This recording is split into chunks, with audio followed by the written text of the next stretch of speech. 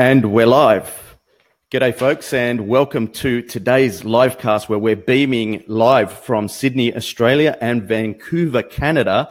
And today's guest is none other than Miss Vanessa Wideski from Low Entropy. And folks, I've been so looking forward to this one because Vanessa and I have got like a common kind of path, and I've really been interested in what she is doing at the moment, and that's why I really wanted her on the live cast. And of course, we've got a common denominator in Tom Campbell, and that's what I really wanted to start the live cast with. So, Vanessa, welcome onto the show. How are you?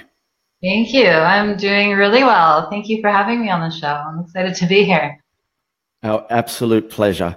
And Vanessa, like I was saying, we've got a common denominator in My Big Toe and Tom Campbell. How exactly did you get started with My Big Toe? Yeah, I got started with My Big Toe a couple years ago. I guess it's been 2.5 years since I first was introduced to his work. I was sitting and having coffee with a friend, and he mentioned that he was going to the Monroe Institute to work with a physicist who journeys out of body. And when I heard that, I was like, what? A scientist who gets out of body? No, because normally this is kind of on the spiritual path, not so much the scientific path. So that introduction led me to his work, and I watched some of his YouTube videos, but I don't know, I didn't really resonate at first with the YouTube videos, so I decided to just go to the Monroe Institute and see the man myself. So that's what I did. And working with Tom, being a participant in his program allowed me to really get a sense of who he is on a soul level, on a being level, and he just blew me away. And ever since then, I've been looking at his work, studying his work, and really trying to apply his work in my life. Yeah. And Vanessa, do you find with Tom's work, making that transition from learning it intellectually to actually bringing it into your life and applying it, how did you find that process, especially at the start? Mm-hmm. Yeah, at the start, I was very high entropy, had a lot of fear and a lot of insecurities that I'd kind of shoved under the rug and not dealt with. Back, my entire life, dealing with them looked like distracting myself from noticing these insecurities or owning or admitting any of these fears that I had. So I had the traditional lifestyle of drinking, partying a lot, working a lot, trying to get the mighty buck. So just a lot of distractions. But then being introduced to Tom's work, I realized that the most important thing I can do is actually pay attention to these fears, own these fears, look at these fears, and rather than run away from them, do something about them and work towards getting rid of these insecurities and these fears. So it's definitely been a journey that's been quite challenging at times, but in the end, it's so worth it because today, only 2.5 years later, I feel like a completely different person. I feel like I've shed a lot of the insecurities that were really holding me back from reaching my full potential. So it's been worth the effort. And I think it's interesting that you mentioned that it's challenging since you kind of started to awaken to bringing these things into your life, because I feel exactly the same way. And I think that that's primarily due to the fact that, as you mentioned, we tend to sweep a lot of our fears under the rug, and because we don't see it and we hide it, it gives us a false sense of security, where when you bring something like Tom's work and My Big Toe into your life, it can be shocking at times and be a bit of a roller coaster because, the mat starts to disintegrate and we start seeing those fears there. And it's like, oh my God, what is this? And we're kind of dealing with it in the spur of the moment so suddenly. So do you find that still now? Not so much as I used to. Yeah, in the beginning, it was quite overwhelming in the beginning. And that's because my ego would get in the way often. And I would be like, bring my fears on. I'm going to, I'm going to tackle them. I'm going to overcome them. And I bit off more than I could chew. So that definitely was a learning experience. It's a learning curve. And I've learned now not to ask for my fears to be shoved in my face, and to just trust the journey, and that each fear will come up for me in due time when I'm ready to handle it. Yeah, so it's gotten better.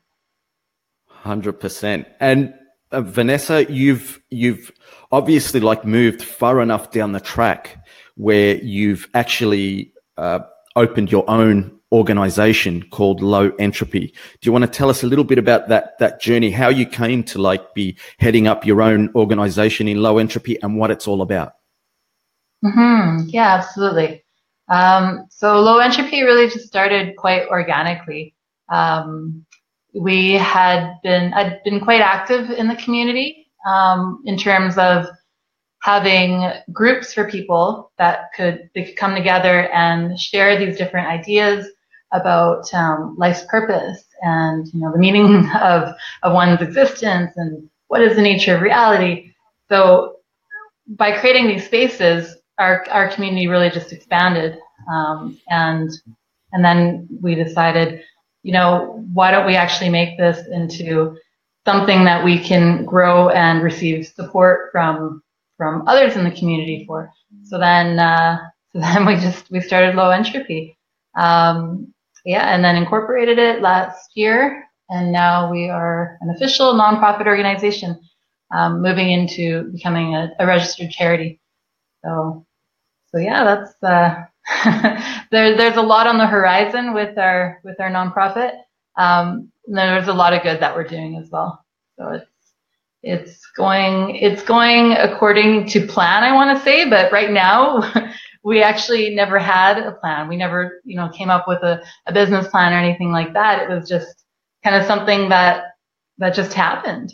And it's neat because what it does is it invites a lot of synchronicity, and it attracts a lot of people who are also on this path, and then they bring their ideas to the table, and we kind of fan the flame of their ideas and encourage them to build upon their ideas. So we really just support each other through this journey.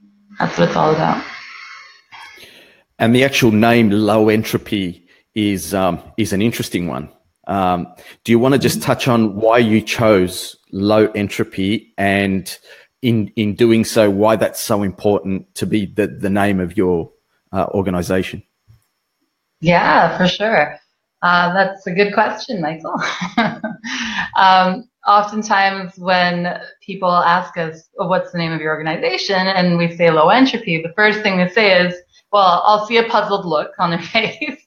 And some people will be like, entropy, what's that? And other people will just have a puzzled look. But I always then respond with the explanation of what entropy is all about. So entropy is really just the measurement of disorder, right? It's if something is really chaotic, inefficient, and it doesn't work well, then it's high entropy. And if something does work well, it's very organized, and it is efficient, then that's a low entropy system. And so we want to lower the entropy of our social system on a global level, and therefore we've chosen the name Low Entropy because that represents a social system that cooperates, a social system that works together. The result of a low entropy social system is people helping each other through acceptance and love. And that's the vision that we're hoping to be a part of. Man, that's a huge mission. That's absolutely awesome. I love it. So in reducing entropy through the community, kind of like one individual at a time, we're now moving into the topic of today's live cast with you, which is how to help create a global paradigm shift from fear to love. So is what we're saying here, Vanessa, that the paradigm of fear is high entropy and shifting it into a paradigm of love is low entropy? That's exactly it, Michael. Yeah, that's what it is. The nature of a low entropy state is love. And low entropy is just a neutral way to voice that, to articulate that. Because oftentimes when people say, I want to move from fear to love, there can be connotations around that in terms of religion and spirituality, but we really want to reach as many people as we can. So staying neutral with entropy, we find is a great way to do that. We're on the same page with that 100%. I feel that definitely is the way forward. And this thing is really about reaching a global tipping point, isn't it? Where we've got enough individuals involved doing the inner hustle, as I call it, with themselves, and then connecting with other people, like just how we are. How far down the track, where do you think we are right now in 2018 in as far as this tipping point goes? I think we're positioned in a really good place. Especially if we look back in history and we see where we were, 100 years ago or even 50 years ago. I feel like there's a lot of people around the world who are kind of waking up, if you will, or who are coming to a place in their own lives, who are looking for answers or looking for another way. I think materialism is slowly dying, and people are getting curious and wanting to open their mind to see what else is there. 100%. And when you say materialism, can you expand a little bit on that? Yeah, absolutely. So if a lot of people, they think, when you hear the word materialism, a lot of people think, oh, that's the attachment to things, right? To wanting to collect as much stuff as possible. That's a very materialistic person. The girl with all the jewelry and the diamonds, she's materialistic. But it goes even deeper than that. It's a perspective that we've all been born into. When we come into this reality, we are immediately brought into this place where we feel like everything is separate, right? We come into this reality and we see a person who's our mom. We see objects and things, and we identify those things with being separate from us.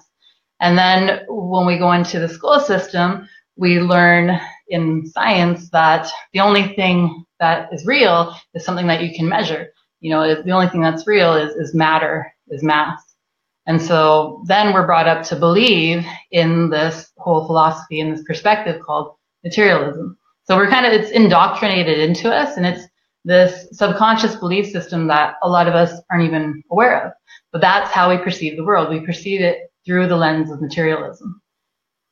That's my take on materialism. And what I'd like to do is say, well, maybe that's not quite right. And I think science is moving in that direction too, especially with quantum mechanics. When they break down mass, when they look at matter at a subatomic level, they say, oh, actually, nothing's even there. It's all just vibrations. And then they chalk it up to be, oh, it's weird, wacky science. We'll never figure it out. But I don't think the buck stops there. I think we can go even further. And there are a lot of physicists today who have gone further and have developed a theory to explain why quantum mechanics works the way that it does. And I think that's kind of the view that you and I share.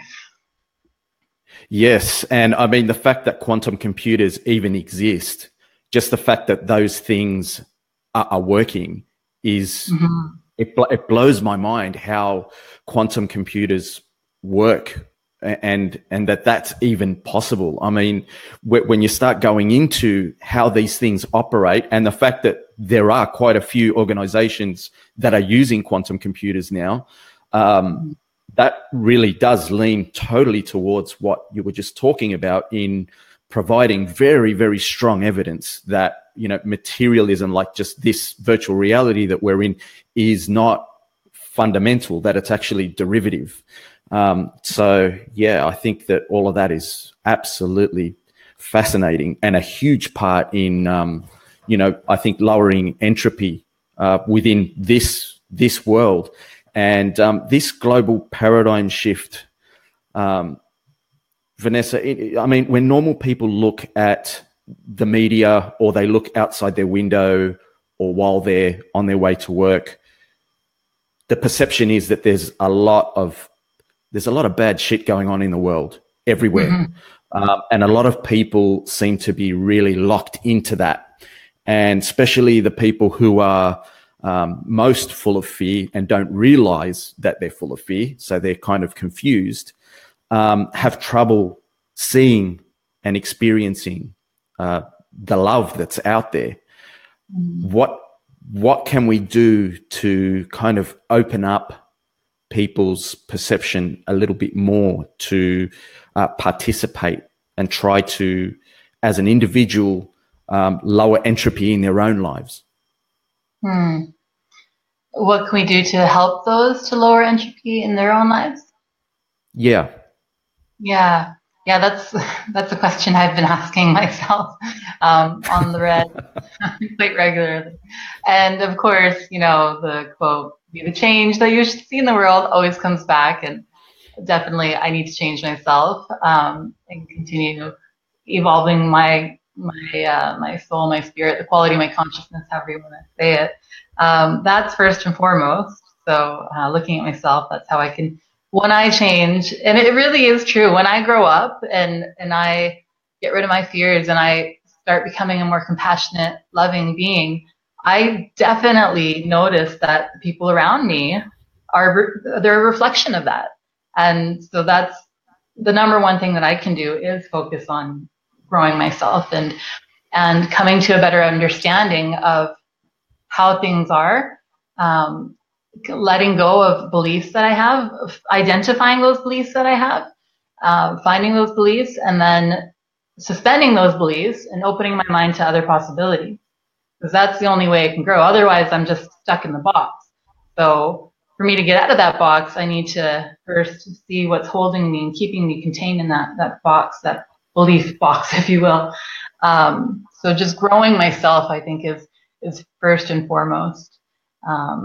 Because then I attract people who are also wanting to find another way or find a different understanding, a different way of life. I attract those people into kind of my space or my life's journey, and without trying to force them or convince them of any other way, we can have conversations like you and I are having that are just open dialogue for each one of us to come to our own understanding of the nature of reality, which I think is first and foremost, is that we need to shift our perspective on our current understanding of the nature of reality, because that is I feel like that is what is going to help us create this global paradigm shift, is shifting our perspective, having a paradigm shift within each of our own selves first, paradigm shift in the way we see the world, paradigm shift in our perspective. That's going to then create a ripple effect out across a global community and help us all to evolve. So yeah, it really does. It starts with me. It starts with you. And Vanessa, you just spoke a lot about in there. You were talking about beliefs. Why is it so important that we shed our beliefs? I mean, a lot of people will be hearing this for the first time that have not had any contact with My Big Toe or Tom Campbell, and they're going to be wondering, like, why is it so important to shed beliefs, and how do our own beliefs box us in? Yeah, I feel like it's important to shed beliefs, because if I'm only thinking a certain way or seeing things a certain way, then that prevents me from seeing any other possibilities or opportunities.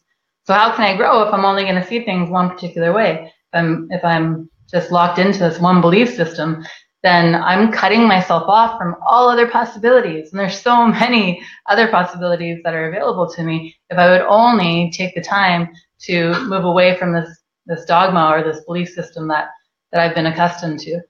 But because it feels so safe and familiar and comfortable, oftentimes what we do is we become attached to that belief system.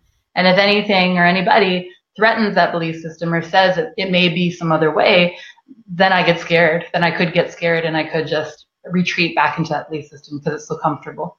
And that's kind of what materialism is, right? Materialism is seeing things a certain way and only seeing them that way. And if anybody says, oh no, it's actually different, that can be scary because it's unfamiliar and it's unknown. And I might be called a fool for even looking at something some other way. Everybody else believes it's this way, so I might as well just stick with the status quo and keep following and doing what I've always done and what everybody else is doing. Right? So a big part of this paradigm shift from fear to love then is, as each individual sheds their belief and does that inner hustle, that inner work of putting in effort to keep an open mind and not cling on to beliefs or belief systems that, this will somehow like clear the air, kind of one person at a time to expose more love. Is that the key? Mm-hmm. Yeah, I think by each of us having a better understanding of it, we can show people what the alternative could look like, what the alternative would be if we were to just just ask ourselves, what if things aren't the way that I've always thought they are? What if things aren't made of physical matter? What if there is some truth to what is fundamental is energy or consciousness? So if I did temporarily stop viewing the world through my materialistic viewpoint, and I stepped over here and I opened my mind and I looked at the possibility of this reality maybe being based on consciousness and information and energy, what is the trajectory? What path does that put me on? And what would be the end result if I were to look at the world that way? And so if people did look at the world, they stepped outside of their materialistic view and they looked at the world through this other lens, if we could show them what that would lead to, then I think that would help people open their minds to that possibility. So then we would just, so if this isn't a materialistic experience, if there is more to mass and matter, and that more is consciousness, and that consciousness creates this reality that we're experiencing as a strategy for us to grow and evolve our consciousness, and us growing and evolving our consciousness looks like us playing in this virtual reality, playing these characters, and making this virtual reality a more efficient place for us to reside and play in. And that efficient place looks like us cooperating, working together, sharing and caring about each other. That creates kind of this utopia on this planet that becomes fun for everybody to enjoy. And so if people can see that logical deduction where it leads to, I think they'd be like, well, that sounds a lot better than this material place that we've been working on for, centuries now, because we don't see this as a utopia. We don't see people caring about each other. I mean, we see it in pockets, but on a global scale, we definitely don't see that. So this could be a solution, right? And if people want to explore that solution, then I invite them to look at the possibility of this reality being based on consciousness and not materialism. So you're kicking some goals here, Vanessa. You're really going into stuff, and I want to expand on this for the people that are watching, because you've really struck oil here. Now, what you're saying is that we are we're in a place in this reality where consciousness is fundamental. So what you're saying is that this is all happening within consciousness, right? Mm-hmm. Right. Yeah, exactly. So then we put the emphasis on consciousness rather than matter and material things. Okay. So when a person takes that leap and understands that this is happening within consciousness and consciousness is fundamental, not this, and that's why quantum mechanics is the way that it is, and that's why they're getting the results that they're getting, how does that realization help a person find fulfillment, find happiness, find joy? How do they reduce their entropy and move from fear to love? Yeah, totally. So if people understand that what is fundamental is consciousness, and it's not matter, it's not mass, it's not things, objects, then we shift our attention over towards consciousness, right? So then we look at, okay, well, what is consciousness?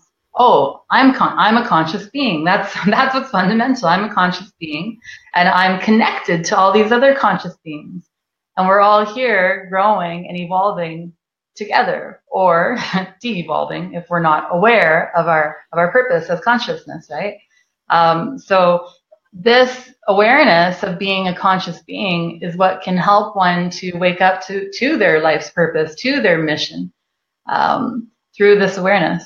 And yeah, so I think that's what's important, is helping people make that connection. Because right now, a lot of us believe that we're just these physical bodies, right? And then after this, it's kind of done. So where's the motivation to be a good person, or where's the motivation to grow and evolve? It's kind of a sad story if I'm just a human being that dies after 90 years. But if I understand that, no, there's so much more, this is just a glimpse, this one lifetime, and that I have work to do here in this lifetime, then it helps me put my focus on what's really important, which is growing the evolution of my consciousness. It's an incredible trap that we all fall into, isn't it? When we, like Victor Aquara calls it, the program from little babies to as we're growing up into adulthood, we kind of just accept this physical world as being it, and every day we live that. Yet deep inside, something tells every one of us that this is not the case, that there is something more, and there's some kind of a mechanism that drives us to want to be good. And even the people that don't believe in that, they still feel things like guilt when they do something wrong. Everybody kind of has that, and you just simply cannot get rid of it. So that's providing strong evidence for what you're presenting here on this live cast, and I couldn't agree with you more. So that feeling that we all have to do the right thing, obviously that's powered by love, and our mission. People like you and I are trying to bring this to the fore and bring more awareness to the people watching, kind of one person at a time. So what you're saying here primarily is that this can only happen within each person, kind of like I do this myself, and then I become an example. Other people see it, and then they have to do the inner hustle themselves. That it's not enough just watching us on Facebook Live, for instance. Mm-hmm. Yeah, that's exactly it, Michael. You can't, it's not helpful to try to convince or tell people that they need to do this. The best thing that we can do is lead by example. That's the number one thing, is just to really be the change. And then it helps, it inspires, it shows people, what's possible too, right? It's I think the number one thing. I think so often we're always trying to change things outside of ourselves, because that we have some sense of control there.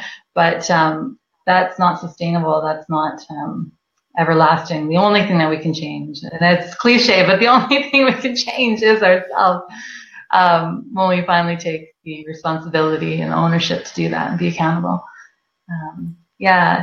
So that's what I'm trying to do. It's a lonely path, isn't it? Like walking this path of truth with an open mind, with no beliefs. It's a challenge, because it's like each step is a difficult one. It can be lonely because we don't have a centralized belief to hold on to, and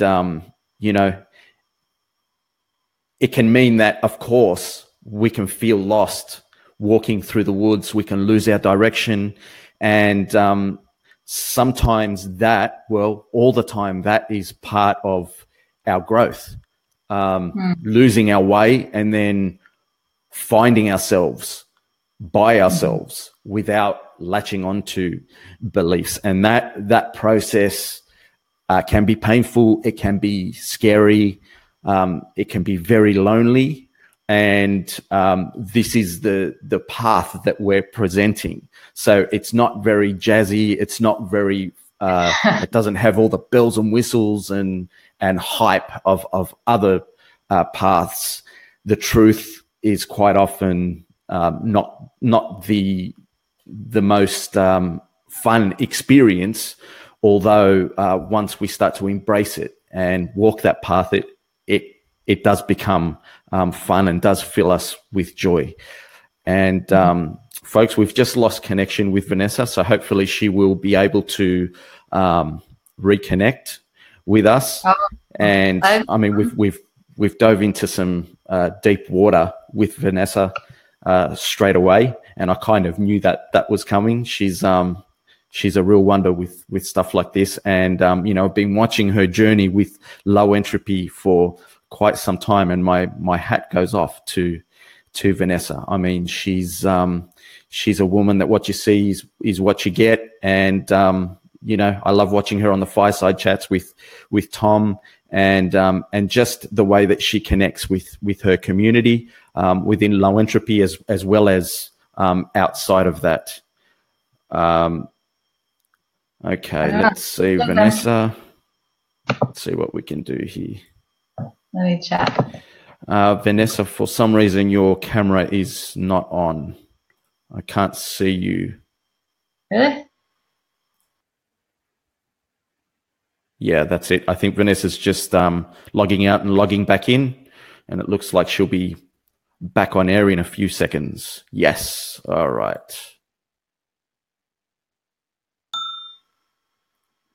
Welcome back. All right. Don't know what happened there. Okay. Now, where were we?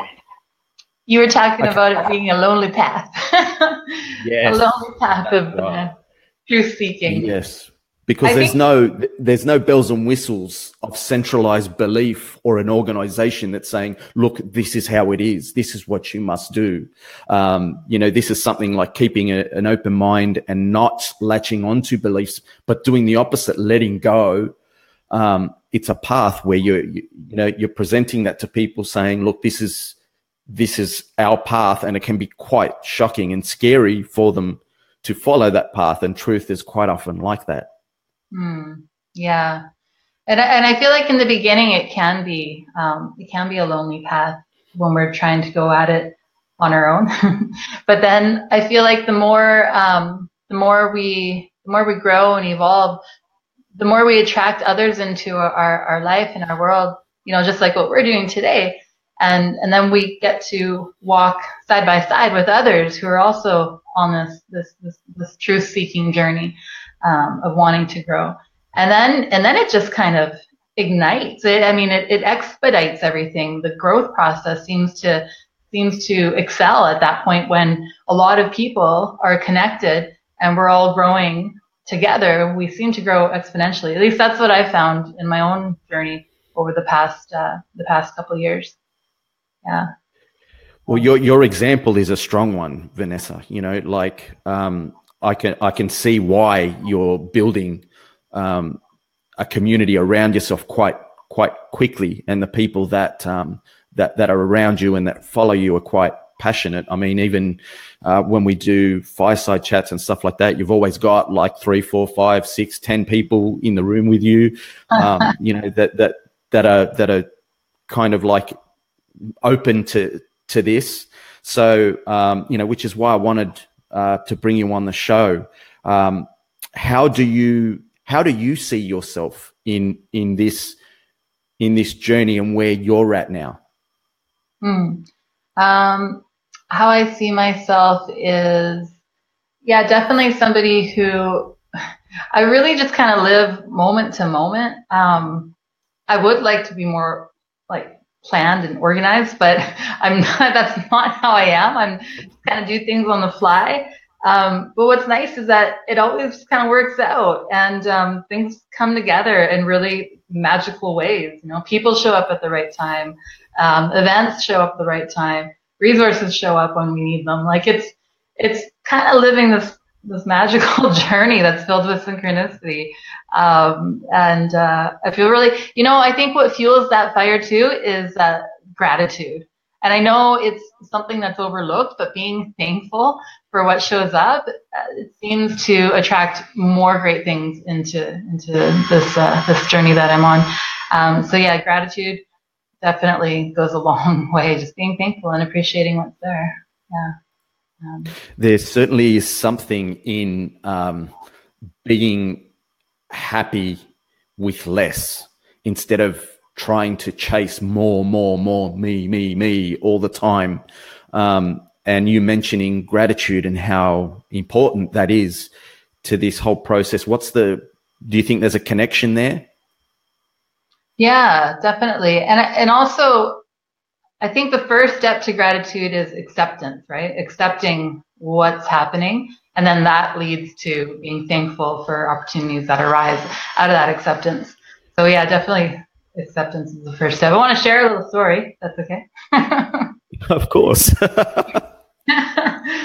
So this year, I decided to go on a journey of becoming a surrogate mother. So I'm carrying a baby, we can see, and I'm 9 months pregnant for a couple that can't have kids. And the last little while, I guess it was a few weeks ago, I was having complications with pregnancy, and they wanted me to go to the hospital and do check-ins, and then I wasn't able to have a home birth anymore. And because of this, I allowed the situation to irritate me, and I was super frustrated and just upset, and I just wasn't accepting the moment. But the moment that I did take a look in the mirror and say, you know, dude, what are you doing? Like, you always talk about, you know, being in acceptance. Why don't you do that yourself? So the moment that I actually started accepting what was going on for me, I went back to the hospital the next day and we did more tests, and all the results came back normal, and the complications were completely gone. And so now I'm able to have a home birth, and I've just, something just shifted for me ever since I just accepted that. And now I'm back on this journey of gratitude and being thankful. So yeah, I'm constant growth process. Oh my God, I had no idea about any of this. So how did this happen? How did it happen? Yeah, like this is full on. Like that's an incredibly selfless thing for you to do. I mean, I always knew that that's how you are. You're a selfless human being that's all heart. But I had no idea that you were doing this. Like, yeah, it's a win-win, definitely. I mean, I think you were aware my journey last year was also my year of being single and being in a relationship with myself, and my year of not wearing any makeup and, you know, getting in touch with who I was. And so this being a surrogate mother was kind of like my insurance policy to make sure that I stayed on that path. Kind of like help. So yeah, it's been a win-win. It's been fantastic. But yeah, I think the biggest lesson that I got from that was learning how to accept things as they are. You know, exchanging my expectations for appreciation and watching my world change. That's been the biggest takeaway from that. Yeah. So acceptance and expectations. This opens up a whole other can of worms. So, okay, like, you know, acceptance and expectations, you know, and I mean, with what you're going through now, I mean, most people watching would be like, oh my God, I mean, it's so okay for you to be, you know, maybe, you know, rocking the boat within yourself a little bit. I mean, it's a big deal what you're doing. So to be feeling these feelings of whatever anxiety or whatever due to like what's happened with the situation and the other people involved, I mean, that's totally natural, yet you're still, you know, doing the inner hustle and working to bring in acceptance, to not have certain expectations, because that can kind of like lock in beliefs then, can't it? When we have expectations of something, we're then bringing in certain beliefs and then trying to force things to go that way. Do you find that you fall into that trap yourself? Yeah, I think expectations really hinder and stifle our process of growing and evolving. Because when we expect things to be a certain way and they're not that way, then that is setting us up for the potential of disappointment, right? And again, that's all about me and what I want, my expectations.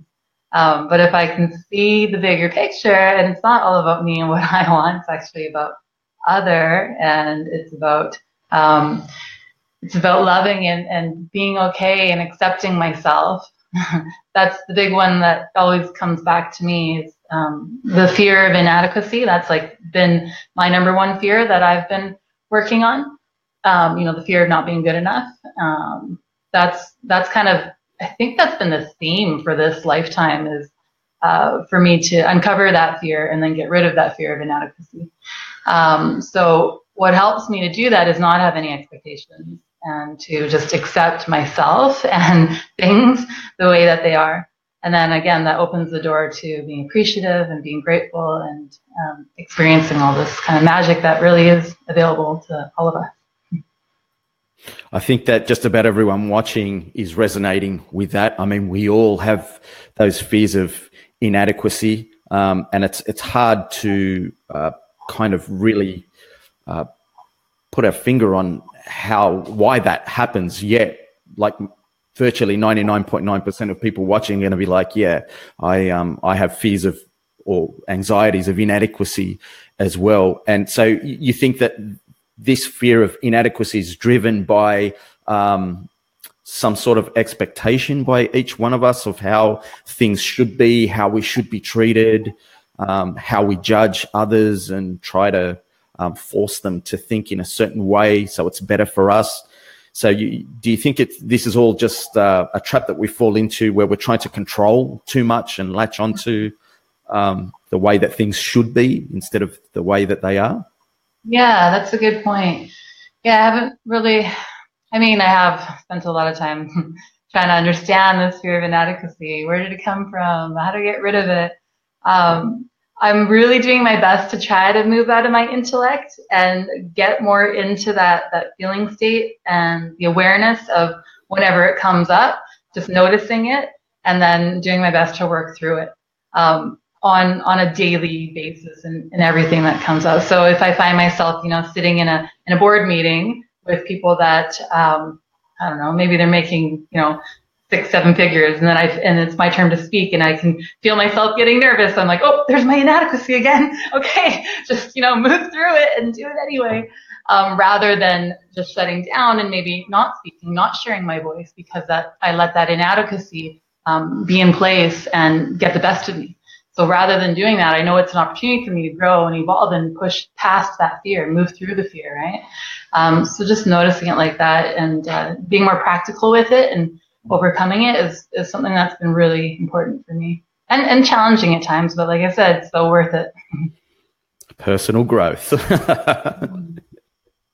Yeah, so there's probably a lot of business owners that are going to be watching this at some point over the coming weeks, that are trying to build their own business or their own organization. You mentioned being in board meetings with high income individuals or people that have got like high status or titles, and that you're in the presence of these people, and when it comes time for you to get up and contribute your contribution, that you feel those fears of inadequacy, and we all have that. What can you say? What's a few words of wisdom that you can give to business owners or people in charge of organizations that do struggle with these fears of inadequacy, that work with these types of individuals? What can you say to them to kind of ease their anxiety and help them like really go for it and express themselves without that fear? Yeah. Well, I mean, I feel like that fear, at least for me, it just comes up. It's still there. But every time I allow it to be and I move through it, it dissipates little by little, right? So a year ago, the fear would be so overwhelming that I wouldn't even share. I would just kind of let everyone else do the talking, and then, I would participate, but I wouldn't be a major contributor.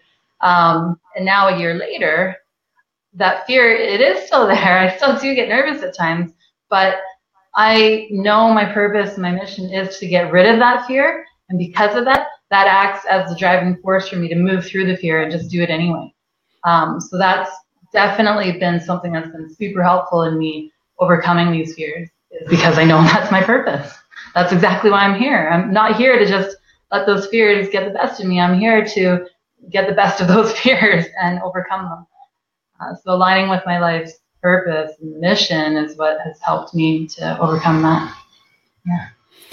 What I really enjoy about connecting with you, Vanessa, is that you're always putting forward the inner hustle as well as the outer hustle together, and you've just got such a natural way of bringing it together into one. Like, just there within the space of 2 minutes, you've really just naturally and easily encapsulated the inner work, the spiritual work, within the context of like building a business, building an organization, and the daily struggle of that. And I think that there's something so special in being able to do that. And you're probably not even aware of how you do that, but it really shines through.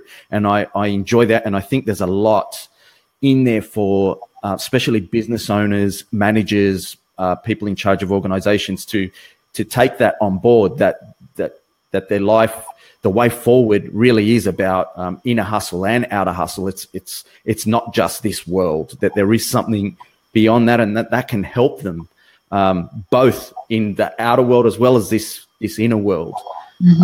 So what is the way forward? What's going to happen in 2018 for Vanessa, for Low Entropy? What's going on? What can we look forward to?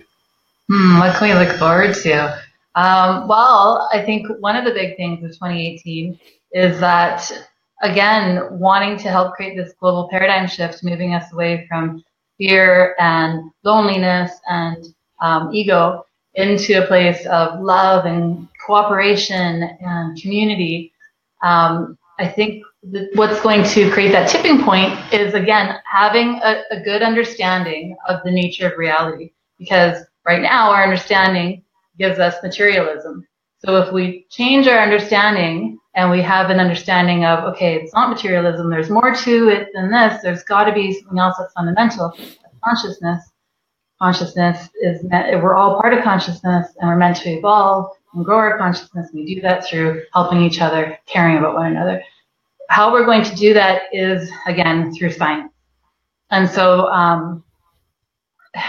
Tom Campbell, that's kind of our connection, he's the physicist. He's got experiments that he announced to the public in, I think it was 2016.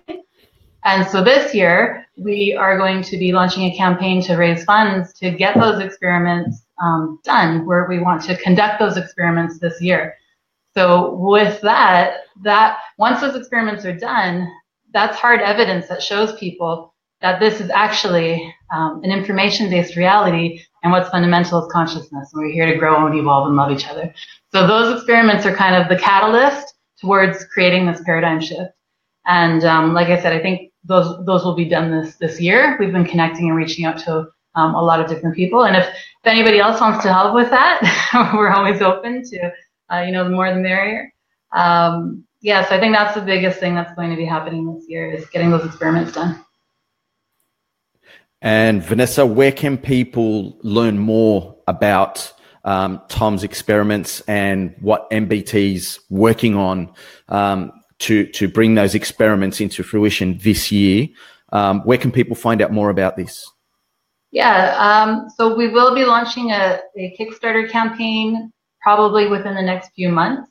So anybody who's on Tom's list or Keith and Donna's list at MBT events, they will get an email notification. If you're not on there, then just check out mbtevents.com or mybigtoe.com and subscribe to the email list, and then you'll be notified when we launch that.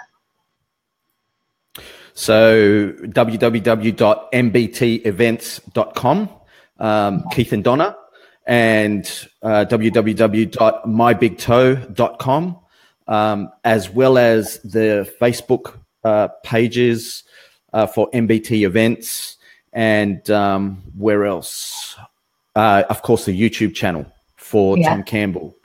How do people get onto the email? They have MBT Events has a subscribe, so they can subscribe through there, I believe. And then Keith and Donna can add them on there. I'm pretty sure they have a subscribe in my email there. Yeah. I actually received a email last night from Keith and Donna in reference to this.